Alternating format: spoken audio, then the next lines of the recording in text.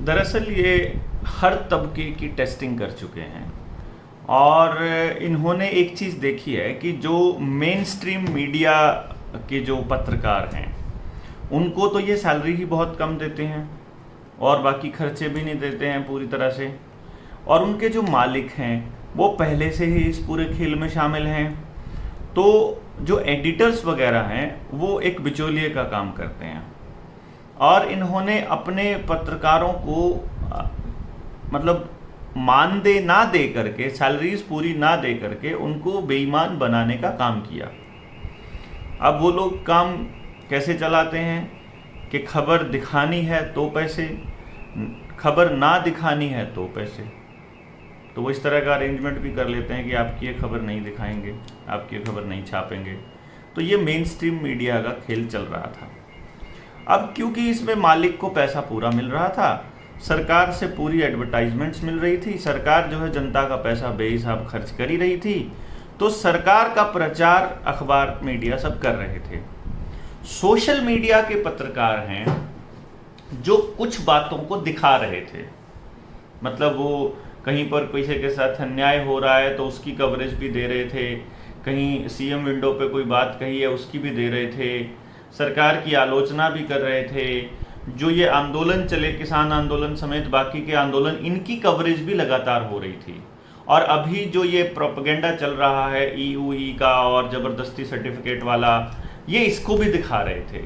हम जैसे लोग जो हैं वो अपनी बात कह देते हैं तो कुछ पत्रकार जो हैं वो उनको खबर बना करके या वैसे भी अपने प्लेटफॉर्म पे उन वीडियोस को डाल देते हैं। तो इससे लोगों में जागरूकता आ रही थी। तो इन्होंने सोचा कि अगर पूरे हरियाणा में करेंगे तो पूरे हरियाणा के जो पत्रकार हैं, जो सोशल मीडिया के पत्रकार हैं, वो थोड़े ज़्यादा हो जाएंगे।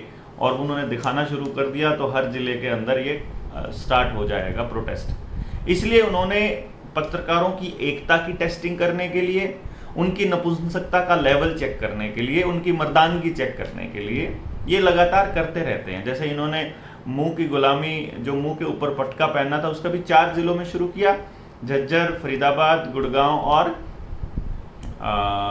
कौन सा था जो जिला, झज्जर, फरीदाबाद, गुड़गांव और पलवल। तो इन्होंने इन 4 जिलों के लिए शुरुआत किया कि हम ना यहाँ पर चालान काटेंगे 500 रुपये का। अभी तक तो नहीं कटा किसी का चालान, क्योंकि जनता सरकार मोर्चा ने ऐलान कर दिया कि तुम अगर चालान काटोगे तो तुमको वहीं पर धरेंगे, पकड़ेंगे हम लोग। तो इन्होंने पता लगा कि भाई ये तो नहीं कर रहे हैं कुछ भी ऐसा काम। तो फिर इन्होंने सोचा कि अब जानकारियों को लोगों तक पहुंचने के लिए क्या किया जाए। तो इन्होंने पत्रकारों को टेस्ट करने की कोशिश की है। मेरी किसी बात पे अगर आपको ये लगता हो कि मैंने कोई शब्द बोला है गलत, तो उसके लिए मैं पहले ही माफ़ी बोल देता हूँ। लेकिन असलियत में ये लोगों की मर्दानगी और नपुंसकता की टेस्टिंग चल रही है कि कितने लोग हैं जिनको बातें समझ में भी आ गई हैं, वो तब भी चुप हैं। कितने लोग हैं जो अपने बच्चों की बर्बादी अपनी आंखों के सामने होते हुए देख रहे हैं, फिर भी चुप हैं। और आप तक खबर ना पहुंचे, इसीलिए सोशल मीडिया के पत्रकारों को इन्होंने सरकारी कार्यक्रमों की कवरेज करने से, जो पत्रकारों के लिए इन्होंने संस्थान बना रखे हैं वहां पर कोई भी आयोजन करने से और किसी भी तरह की गतिविधियों में पार्टिसिपेशन से मना कर दिया। और ये आदेश दिया गया यमुनानगर, कैथल और पानीपत के पत्रकारों के लिए। अब ये क्या सोच कर दिया गया है, या तो यहाँ के जो जिला अधिकारी हैं आदेश पारित करने वाले, वो सरकार के इतने तगड़े पिट्ठू हैं। और कमाल की बात यह है कि शायद अभी तक उसका कोई लिखित आदेश भी नहीं आया है, ये सारे आदेश मौखिक हैं। और आपने देखा, कमाल की बात देखी मैंने कि पूरे हरियाणा के जो सोशल मीडिया के पत्रकार थे वो लामबंद हुए, वो इकट्ठे हुए। और मुझे उनको ऐसे इकट्ठा देखकर बहुत खुशी हुई कि अपनी आवाज़ उठाई उन लोगों ने। जनता सरकार मोर्चा ऐसे निडर पत्रकारों का सम्मान करता है और उनका साथ देने की पैरवी करता है। मैं लोगों से मतलब रिक्वेस्ट करूंगा कि वो लोग अपने सोशल मीडिया हैंडल्स पे लिखें कि डिजिटल मीडिया अभी तक हमें बचाए हुए हैं। हालांकि उनके खर्चे नहीं निकल पाते हैं कई बार। जैसे मेरे एक मित्र हैं वो एक पत्रकार हैं डिजिटल मीडिया के ही, वो मुझे मिले, उन्होंने मुझे बताया कि हमारे पूरे खर्चे नहीं निकलते हैं एक्चुअली, क्योंकि उनकी अपनी लिमिटेशंस हैं।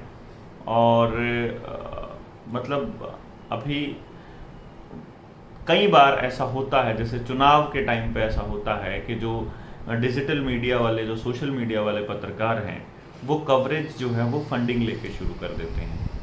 वहाँ पे लोकतंत्र की हत्या हो जाती है। वहाँ हमें बुरा लगा था, लेकिन फिर हमने सोचा कि ये लोग पूरा साल बाकी लोगों को भी तो दिखाते हैं, उनकी बातें भी तो रखते हैं। उस टाइम पे अगर तो उसको थोड़ा सा पैकेज को इस तरीके से रखा जाए कि हम किसी के फेवर में हवा ना बनाएं, तो वो मेरे ख्याल से ज़्यादा अच्छा रहता और ज़्यादा अच्छा रहेगा। अगर भविष्य के लिए भी मैं अगर कहूँ तो मैं बाकी लोगों से गुजारिश करूँगा कि सोशल मीडिया के पत्रकार साथियों का साथ दें, उनके साथ खड़े हों, उनकी आवाज़ बुलंद करें। और जनता सरकार मोर्चा इस मामले में पत्रकारों के साथ है। उनके इस संघर्ष में अगर आपको हमारी ज़रूरत पड़ती है तो आप सिर्फ एक कॉल देंगे, हम आपके साथ खड़े हुए मिलेंगे। लोगों की आवाज़ बंद तो इन्होंने पहले दिन से करनी शुरू कर दी थी। नेता इसलिए नहीं बोलते कि उनको कल को पार्टी ज्वाइन करनी पड़ सकती है। टीचर्स और जो बाकी के तमाम जो नौकरी पेशा लोग हैं, उनके ऊपर कार्रवाई करके सस्पेंड करने की धमकी दे देते हैं। कॉलेज और यूनिवर्सिटी इन्होंने पहले ही बंद कर रखी है। पत्रकारों के बोलने के थोड़े चांस थे, वहाँ उन्होंने मीडिया संस्थानों को ही खरीद लिया। तो आपकी आवाज़ उठाने वाला कौन बचा? जब आपके बच्चे को ई उई लगाई जा रही थी, तब सारे मीडिया संस्थान, सारे धर्मगुरु, सब के सब मतलब चुप थे। सरकार की हाँ में हाँ मिला रहे थे, नहीं बहुत सेफ है, नहीं बहुत सेफ है। अब बेचारों को वो खबरें दिखानी पड़ रही हैं कि भाई झरोना से ये हो गया, झरोना से वो हो गया। हुआ बूटी से है, जिसने दोनों अमृत प्याले पी रखे हैं, हो रहे हैं साइड इफेक्ट उसके, और बेचारे का नाम जो है वो बदनाम हो रहा है झरोना का। झरोना में झाय की जगह क्या लगा लेना, और बूटी का तो मतलब आप समझते ही हैं, काटी का उल्टा कर लेना। मतलब ये लोगों को बेवकूफ़ ही समझते हैं। फिर भी हमारी गुजारिश है कि एक तो आवाज़ को बुलंद कीजिए पत्रकारों के लिए, और दूसरा जनता सरकार मोर्चा भी अपने हर ज़िले में, बल्कि हर ब्लॉक लेवल पे अपने पत्रकारों की फ़ौज तैयार करेगा। तो आप लोगों में से जो जनता सरकार मोर्चा की तरफ से अगर माइक और मोबाइल का अगर हैंडलिंग कर सकते हैं, तो उसके लिए हम लोग भी अपनी विंग शुरू करेंगे एक पत्रकारिता की, जिससे कि हम अपनी बात को लोगों तक पहुंचा सकें। तो बहुत जल्दी इस दिशा में कदम उठाएंगे और कोई बात बताएंगे आप लोगों के सामने आकर के। बट उससे पहले आप लोगों से गुजारिश है कि यमुनानगर, पानीपत और कैथल के डिजिटल मीडिया के पत्रकारों के साथ खड़े हों, उनकी आवाज़ बुलंद करें, उनकी रोज़ी रोटी पर इस तरह से लात ना पड़ने दें। क्योंकि अगर आज हम लोग चुप रहे तो कल को ये पूरे देश के लोगों का मुंह बंद करने वाले हैं, जो कि हम किसी भी कीमत पर सहन नहीं करेंगे। हर हाल में हम लड़ेंगे, हर हाल में हम जीतेंगे, अपने बच्चों को भी बचाएंगे इस न्यू वर्ल्ड ऑर्डर के गेम से। और पूरे के पूरे प्रोपेगेंडा का जो मतलब पूरा खेल इन्होंने रचा हुआ है, इसको नेस्ता नाबूद भी करेंगे, इसकी पोल भी खोलेंगे और सच्चाई भी लोगों तक बताएंगे। तो आप सभी लोग इन पत्रकारों का साथ दीजिए, अपने सोशल मीडिया हैंडल्स पे लिखिए, इनको सपोर्ट कीजिए, भी सपोर्ट डिजिटल मीडिया।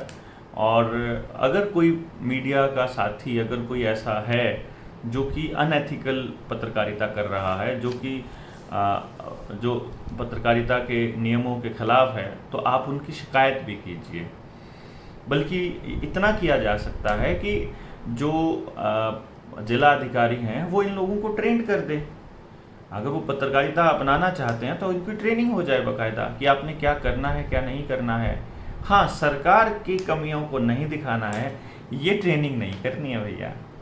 तो इस खेल को हमने न्यू वर्ल्ड ऑर्डर के खेल को नेस्तनाबूद करने के लिए पत्रकारों का मजबूत होना बहुत ज़रूरी है, ताकि वो लोगों को सच्चाई से अवगत कराते रहें। और हम भी अपने इस मिशन में आप लोगों के साथ रहेंगे, हम आपको अवगत कराते रहेंगे।